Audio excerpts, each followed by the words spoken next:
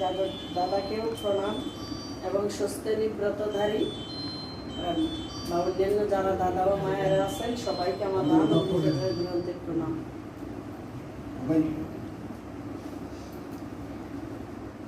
আমরা আসলে বিভিন্ন দিকে ওই যে দেখেন না, ফকিররা ভিক্ষা করে বলে যে পায়ে লক্ষ্মী, এই বিভিন্ন দিকে যাই এই পায়ে লক্ষ্মী আর কি। গেলে যদি একটু সৎসঙ্গ পাই, সেখানে গিয়ে এই দেহ মোবাইলটাকে একটু চার্জ দিয়ে নিয়ে আসি, তো যেন আবার কয়টা দিন চলতে পারি। আবার এক জায়গায় গেলে একটু সৎসঙ্গ পাই, একটা চার্জ দিয়ে নিয়ে আসি, আবার কয়দিন চলতে পারি।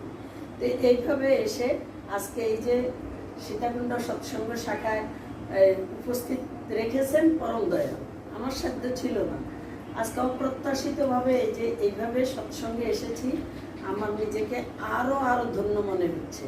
কারণ এই আজকে চার্জটা আবার কিছুদিন চলে যাবে, কারণ ব্যাটারি এই মোবাইলে চার্জ না থাকলে মোবাইলটা তো বন্ধ থাকে, তো একটু চার্জ দিয়ে নেই, কিছুদিন চলি। আর এই চার্জটার উপকারিতাটা কি সেটা আমি বলবো। এই যে আজকেও পরম পিতাকে এখানেও বলে গেছি, ওই যে বিরূপাক্ষ মন্দিরে গিয়েও বলছি আমরা ওই জামাই বাবার সাথে, যে প্রার্থনায় বলি বিরূপাক্ষ বিশ্বপ্রতি পুরুষ তোমাকে নমস্কার। সেই বিরূপাক্ষ কোথায়? চন্দ্রনাথ গিয়ে যা বলার তাই বললাম, পরম দয়ালের আশীর্বাদ ছাড়া সেখানে যাওয়া সম্ভব না। কারণ আমি অকপটে স্বীকার করি যে আমার 30 বছর ডায়াবেটিস এবং 25 বছর আমার হাড়ে ক্ষয়, আমার দোতলায় উঠাই নিষেধ ডাক্তারের। সেখানে 2 বছর আগেও পরম দয়ালের নির্দেশেই বলতে পারেন এই যে বিরূপাক্ষ চন্দ্রনাথ ঘুরে আসা অলৌকিক ঘটনা। আমি বলছি দয়ালের চরণে যে মুখম করতি বা আচরণ পঙ্গম লঙ্ঘয়তে গিরি ইয়ৎ কৃপা তমহং বন্দে পরমানন্দ মহাদেব। ওই যে যার কৃপায় বোবা কথা বলতে পারে, পঙ্গু পর্বত আরোহণ করতে পারে, সেই পরম দয়ালকে ওই রকমই এখন আবারও তিনি কেন আনলেন?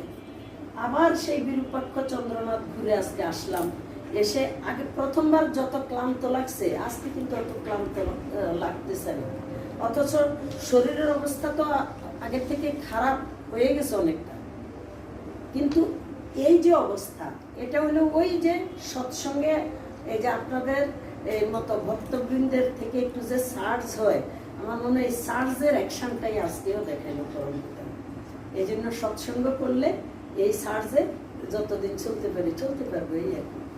আর দাদাদের কথা শুনে একটু দুঃখ লাগলো যে সীতাকুণ্ডে নাই, ঋত্বিক দেবতা নাই।